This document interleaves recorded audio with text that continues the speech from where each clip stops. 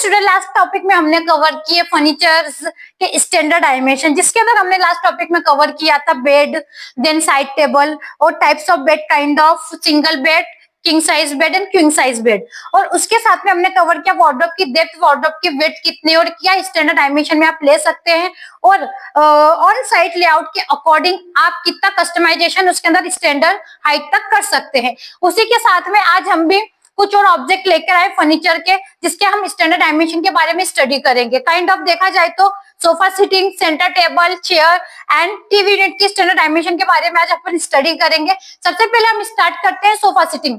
अगर sofa seating आप देखा जाए तो जो पर सीटिंग डिवाइडेशन होता है वो डिस्टेंस होता है 2 फीट का। देन उसके बाद में इस सीटिंग डिवाइडेशन में अगर आपके पास में साइड पर स्पेस है, काइंड ऑफ अगर आपको फुल हैचबैक सोफा डिजाइन करना है या फिर काउच डिजाइन करना है या फिर कुछ हैवी सोफा डिजाइन करने हैं, तो आप ये जो पर सीटिंग डायमेंशन है इसको आप 2 फीट से लेके 2 फीट 6 इंचेस तक भी ले सकते हैं। ठीक है, ये अकॉर्डिंग टू स्पेस है, आपको साइड पर कितना स्पेस मिल रहा है उसके अकॉर्डिंग। अब देखा जाए तो इसकी सोफे की प्लिंथ से हाइट आप कितनी लेंगे, तो अब देखा जाए तो बेड से सोफे की जो हाइट होती है, हमने लास्ट टाइम स्टडी किया था कि जो बेड लिया था अपन ने, बेड का जो डायमेंशन था, जो बेड का हाइट जा रहा था वो 1 फीट 2 इंचेस के समथिंग जा रहा था। तो इसमें भी वही रूल्स रहता है, अगर आप इसकी हाइट बढ़ाना चाहते हो तो आप हाईएस्ट 1 फीट 6 इंचेस तक की हाइट बढ़ा सकते हैं कुशनिंग के साथ में।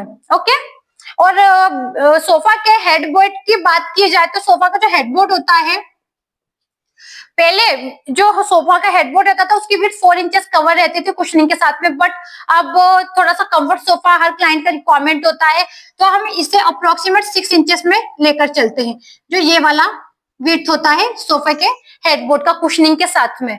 देन उसके बाद में बात की जाए बेस से लेके सोफा की हाइट, नीचे से लेके सोफे की हाइट की कंप्लीट डायमेंशन जो रहेगा ये जाएगा 2 फीट 6 इंचेस से 3 फीट तक।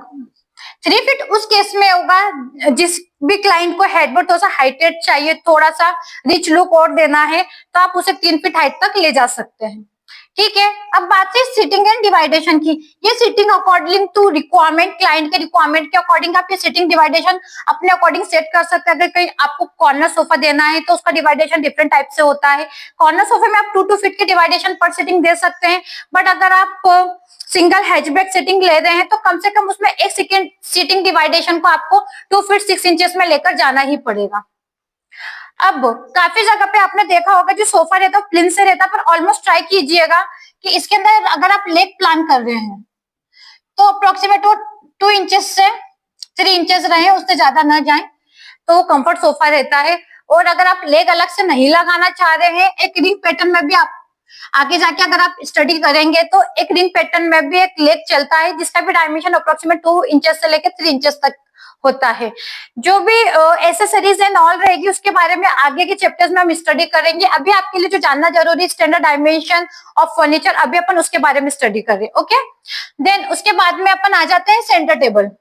सेंटर टेबल अगर आप ओल्ड वे में जाएंगे, जब पुराना टाइम था, जब अपने घर में भी अगर आपने सेंटर टेबल देखा होगा तो वुडन का एक रेक्टेंगल शेप में स्टैंडर्ड टेबल होता था, बट आज के टाइम पे काफी सारे वेरिएंट आने लग गए हैं, जो कि गोल भी आते हैं, रेक्टेंगल भी आते हैं, काफी सारे एक्सपेरिमेंट्स होने लगे सेंटर टेबल में। ठीक है, बट उसका भी एक स्टैंडर्ड हाइट होता है जो सेंटर टेबल का रहता है। तो जो सेंटर टेबल की हाइट जो जाती है स्टैंडर्ड 1 फीट 6 इंचेस के समथिंग जाती है।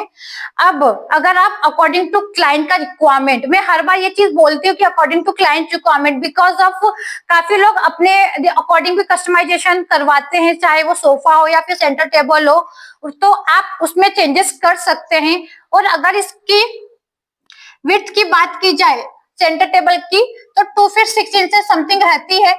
अगर आप इसे सर्कल में ड्रॉ करना चाह रहे हैं तो उसके डायमेंशन डिफरेंट होते हैं, जो कि आगे की स्टडी में अपन पढ़ेंगे। अभी मैंने आपको नॉर्मल रेक्टेंगल शेप का सेंटर टेबल का डायमेंशन बताया है। ठीक है, और हाँ एक पॉइंट और, जो भी सेंटर टेबल की जो आपको विड्थ लेनी, चौड़ाई लेनी है, तो वो भी रिक्वायरमेंट के हिसाब से रहती है। अगर आप स्टैंडर्ड जाएंगे तो हाईएस्ट 3 फीट जाता है। ओके, अब बात आई चेयर की। चेयर का रिक्वायरमेंट काफी जगह पर रहता है, जैसे स्टडी टेबल में या फिर किसी और चीज में। और सोफे के साथ में आज के ट्रेंड को देखते हुए single chairs, full height, full arm chairs use होने लग गए हैं। तो इसका जो हाइट रहता है 1 फीट 6 इंचेस। देन वही अगर आप यहां से देखेंगे तो हाईएस्ट 3 फीट और 2 फीट 6 इंचेस में चेयर का डायमेंशन रहते हैं। ये सिटिंग वाला एरिया है। इसकी विड्थ की बात की जाए सिटिंग की, तो ये 2 फीट में रहती है। देन ये जो स्टैंडर्ड डायमेंशन है सिटिंग के, वो भी दोनों 2 फीट्स में होते हैं। तो आप एक ही चीज देखिएगा, हर एक चीज में आज के टाइम पे कस्टमाइजेशन होने लग गए। स्टैंडर्ड डायमेंशन कुछ याद रखना बहुत जरूरी है, बिकॉज ऑफ अगर आप कस्टमाइज करेंगे तो इन्हीं के पार जाकर ही आपको वर्क करना पड़ेगा। इफ ट्राई अगर कुछ क्लाइंट्स ऐसे होते हैं जिन्हें स्टैंडर्ड डायमेंशन में फर्नीचर चलता है तो किसी बात की टेंशन नहीं है। बाकी अगर आगे जाके क्लाइंट आपसे कहता है कि हमें कुछ डायमेंशन चेंज करने हैं, हमारे रिक्वायरमेंट ज्यादा है, तो आप उनके अकॉर्डिंग फर्नीचर कस्टमाइज कर सकते हैं। बट हाँ, वो भी कंट्रोल में। ऐसा नहीं है कि किसी क्लाइंट ने बोल दिया कि मुझे 3 फीट का चेयर दिया तो आप एग्री हो गए बनाने के लिए, नहीं। वो लुक के हिसाब से कैसा है, कंफर्ट है कि नहीं, ये चीज का ध्यान आपको रखना पड़ेगा। ठीक है, अब बात की जाए टीवी यूनिट। लिविंग एरिया में रिक्वायरमेंट होने वाली चीज है sofa seating, centre table, then chair, और उसके साथ में हमने टीवी यूनिट लेकर आए हैं। ठीक है, तो हम एक लिविंग स्पेस के जो रिक्वायरमेंट फर्नीचर्स होते हैं उसको अपन कवर करें इस टॉपिक में। अब देखा जाए टीवी यूनिट, ओल्ड टाइम में नॉर्मल टीवी यूनिट्स होते थे। एक अगर आप देखेंगे तो टिक वुड और उसका एक स्टैंडर्ड यूनिट काफी लोगों ने नक्काशी किया हुआ अपने घर में देखा होगा, उसके अंदर काफी बारीक काम होता था। बट उस टाइप के टीवी यूनिट अभी ट्रेंड में बहुत ज्यादा कम है। तो जैसे कि एक टीवी यूनिट ड्रॉ किया है, काफी लोग टीवी यूनिट को एक रनर देने के साथ में फुल हाइटेड कवर कर देते हैं, देन सिंपल कुछ लेज वगैरह का रिक्वायरमेंट होता है। तो अब इस टीवी यूनिट को देखा जाए तो अभी हमने इसका प्लिंथ से हाइट लिया हुआ है लेंटर लेवल 7 फीट तक। ओके, अगर आपका रिक्वायरमेंट है, आपको कुछ हेवी लुक देना है, आप लोगों ने कभी कुछ इमेजेस देखे होंगे जिसके अंदर टीवी यूनिट काफी हैवी और रिच लुक देते हैं, फुल हाइटेड टीवी यूनिट जाते हैं, तो उसे हाईएस्ट 10 फीट तक भी लेकर जाते हैं। ओके, देन उसके बाद में देखा जाए तो सेंटर से जो टीवी यूनिट का डायमेंशन होता है, इसमें काफी लोगों को कंफ्यूजन होता है। काफी लोग 4 फीट के ऊपर भी टीवी लगा देते हैं, बट वो चीज सही नहीं होती है। बिकॉज ऑफ अगर आप ज्यादा हाइटेड पे टीवी देखते हैं तो आपकी नेक पे भी पेन होने लग जाता है, ये सबसे बड़ा इश्यू होता है। तो आप ट्राई कीजिए जो सेंटर जो है आपका टीवी है, जैसे कि ये टीवी है। ओके, अब इसका सेंटर लिया है आपने नीचे फ्लोर से, तो सेंटर से उसका हाइट आप 3 फीट टू 3 फीट 6 इंचेस रखिए, कोई सा भी टीवी यूनिट आप प्लान कर रहे हैं तो। ओके, देन उसके बाद में जैसे जो नीचे रनर होता है, रनर आप कोशिश कीजिए अगर आप हैंगिंग रनर दे रहे हैं तो ये गैप है इसको 4 इंचेस से लेकर 6 इंचेस का गैप रखिए, जो नीचे फ्लोर से हाइट और उसके अंदर क्लीनिंग एंड ऑल की स्पेस छोड़ते हैं। काफी केसेस में ऐसा होता है कि लेग्स के ऊपर, मेटल लेग्स, वुडन लेग्स के ऊपर भी टीवी यूनिट का रनर रखा जाता है, तो आप उस टीवी यूनिट के भी रनर में जो लेग लगते हैं ऑलमोस्ट उसका हाइट आप 4 इंचेस रखिए।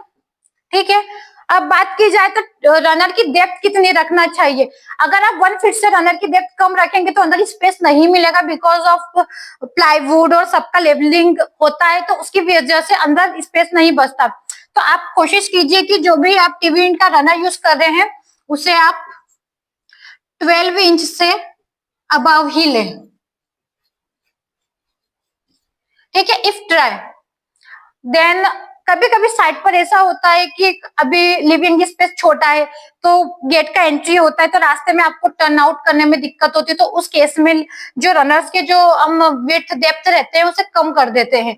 तो आप उस केस में थोड़ा बहुत सोच कर सकते हैं, बट इफ ट्राई आप रनर की जो डेप्थ है उसे 12 इंच के अबव ही रखें। अब बात आई है डिवाइडेशन ऑफ ड्रॉर्स कैसे करेंगे आप फर्नीचर में। मान लीजिए ये रनर का फ्रंट व्यू हमने डिजाइन किया है, ये जो इस रनर का जो विड्थ है टोटल 5 फीट आ रहा है। ठीक है, अगर आप इसे 3 फीट में डिवाइड कर, अगर आप इसको 2 इक्वल पार्ट में डिवाइड करते हैं तो 2 फीट 6 इंच का एक रनर बन रहा है, ड्रॉर बन रहा है, सॉरी। तो रनर का जो ड्रॉर बना 2 फीट 6 इंच का काफी बड़ा हो जाएगा, काफी हैवी हो जाएगा। तो आप कोशिश कीजिए की।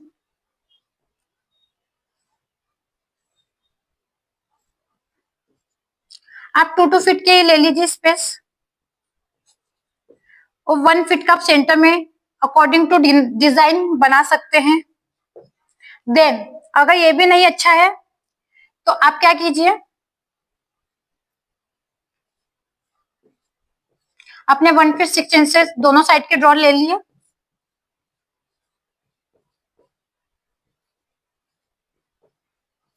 और सेंटर में जो बचा है 2 फीट का स्पेस, इसे आप ओपन शेल्फ में भी दे सकते हैं।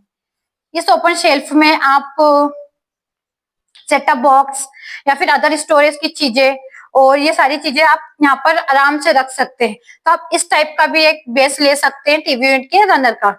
ये तो मैंने आपको एक बेसिक रूल बताए थे टीवी यूनिट और अदर ऑब्जेक्ट के स्टैंडर्ड डायमेंशन। आगे के चैप्टर्स में हम और भी फर्नीचर के बारे में डिटेल से जानेंगे। अभी मैंने आपको रफली नॉलेज दिया है बिकॉज आपको ये चीज पता होना चाहिए, आप इंटर डिजाइनर बनने जा रहे हैं कि फर्नीचर के स्टैंडर्ड डायमेंशन क्या होते हैं, कहाँ से आपकी शुरुआत होगी, कहाँ से आप काम करना स्टार्ट करेंगे। कल के टॉपिक और आज के टॉपिक को मिलाकर हम ऑलमोस्ट बेसिक फर्नीचर के स्टैंडर्ड डायमेंशन कवर कर चुके हैं। देन अगर आप हमारे क्लास में ऐसे कंटिन्यूटी जुड़े रहेंगे तो आपको काफी सारा नॉलेज मिलेगा। अगर आप इसे ब्रेक करते हैं तो आपका एक चैप्टर ब्लैकआउट हो जाएगा, देन आपको कंफ्यूजन होगा आगे के चैप्टर स्टडी करने में। अगर आपको हमारा टॉपिक अच्छा लगता है, आपको हमारी क्लास अटेंड करना अच्छा लगता है, तो आप हमारे पेज को फॉलो, शेयर एंड सब्सक्राइब जरूर करें।